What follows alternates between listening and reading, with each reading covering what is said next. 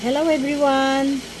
Ipeplex ko lang yung ginawa ng aking apo na si Rona May, ang kanyang libangan, ang kanyang paper doll.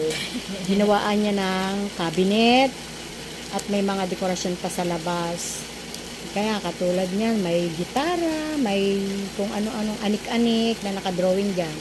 O, pag binuksan niya, makikita mo ang blouse ng kanyang manika. Wow, ganda. Dalawang klase yan. O, ayan. Ang pa isa kulay green.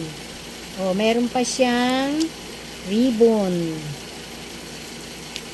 Ano yan? Sa paa. Wow, sapatos. Brown na shoes. With matching dress na green. And then, pink na ribbon. And then, what's that? Cellphone. Ha?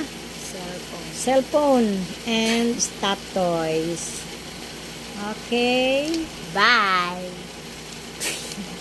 Ala! Ayan, soli niya na para ikikip niya. Tomorrow uli lalaruin niya. Okay, bye!